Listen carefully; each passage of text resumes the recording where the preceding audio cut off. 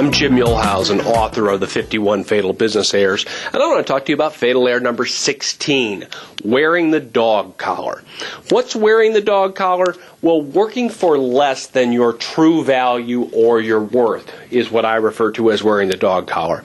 I've created what I call the delegation grid, and on the delegation grid, what you've got is you've got on the vertical axis, you've got the value of the task that you're doing, and on the horizontal axis, what you've got is how long you spend doing a task. So for instance, let's say that I'm not a particularly entrepreneurial CEO and I spend a bunch of my time running the French fry machine at my restaurant, let's say half my time. So I'm going to be all the way over on this side of the horizontal axis and real low on that. Now the dog collar is when we're doing very low value activities that are very short in time. As your organization grows, you do less and less long tasks and more short tasks that are hopefully of higher value. Think of Donald Trump. How many things does he do that take 10% of his time? Well, nothing. He does hundreds of things that are a very small amount of his time. Those are the high-impact, high-value CEO-type tasks.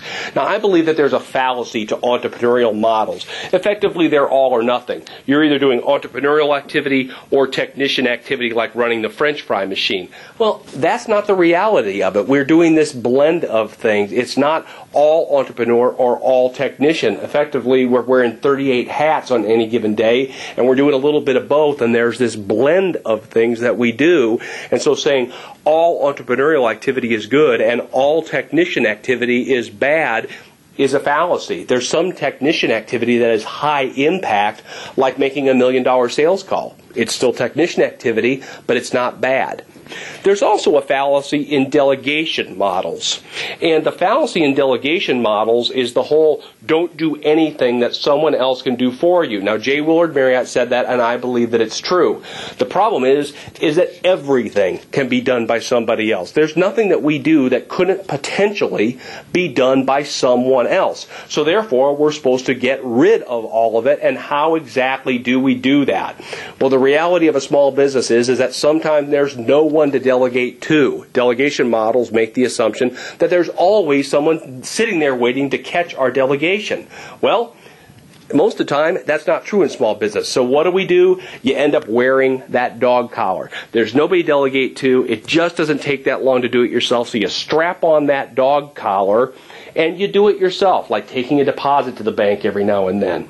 Acknowledging that the dog collar is actually there and that you wear it is what's missing in a lot of the business books. I think it's important to know when you're wearing the dog collar so that you can know when to get rid of it. So if I say, gosh, I don't know that I want to be taking those deposits to the bank, that's not my highest and best use, that's wearing the dog collar, I sit down and I analyze my systems, I say what's going wrong, and I figure out how to get the dog collar off of me permanently. But pretending like the dog collar doesn't exist is just unrealistic. The opposite of the dog collar is becoming what we call a green collar CEO. That's the stuff in this quadrant up here, the Donald Trump stuff. Now this is a complex point and it's more than we can handle. You got to read the book. It's 16 pages of the book. So we're going to talk about the most important part of becoming a green collar CEO. And how we do that is buying back our own time. That is the most important part of this 16-page point, is the ability to buy back your own time. Here's what I mean by the willingness to buy back your own time. We'll take my deposits. Ultimately, there's probably no one there to take them. And do I want to trust $100,000 worth of checks to someone that maybe isn't trustworthy? That's the real problem, right? It doesn't take a lot of time, it's infrequent, and it's a lot of money. But if I want to move my business forward, I need to buy back that time. So what do you get if you're willing to buy back that time? Well, first of all, you get the ability to form at your highest and best use, that you can't be doing the big things if you're taking deposits to the bank. You get freedom. The one thing that small business owners are missing is freedom. There's a funny quote that the average janitor has more freedom than the average business owner. And I think it's true. But if we'll buy back our time, we'll get more freedom. You'll get a sense of accomplishment and well-being, that if we're doing big things, we typically feel better than if we're running deposits to the banks or doing small things. Most importantly, money. The more big things you do, the more money you're going to make. Getting rid of the small things, taking off that dog collar, buying back your time rewards you. How do you buy back your time, and what exactly does it cost you in order to buy back your time? This is the tricky part. Number one, you've got to let go of perfection. That's what holds a lot of people back. Well, they don't do it as well as me, so therefore I need to do it.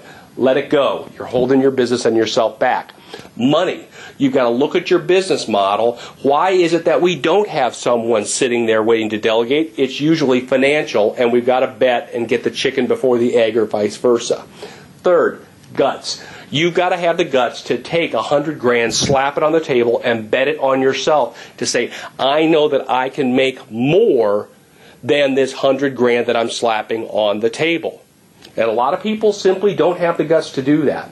So in review, I believe that winners like you are willing to buy back their own time, which is more complex than simply delegating. It involves taking off the dog collar, acknowledging that you have the dog collar on, creating systems to get rid of the dog collar, slapping that big bet down on yourself, and making it work. So look at your business model. Maybe it's your business model that's the problem, that doesn't allow you the ability to make those bets on yourself, and if that's the case, you got to fix your business model. If your business model's okay, then maybe it comes down to that guts, that you've got to have the guts to place a $50,000 or $100,000 bet on yourself so that you can go make $250,000 or $500,000 with that bet. Don't let it hold you back. If there's anyone that you should be betting on, it's betting on yourself. I believe that you can do it. It's time that you believe that you can do it. So go figure out how you can make a $10,000, $20,000, $50,000 bet on yourself.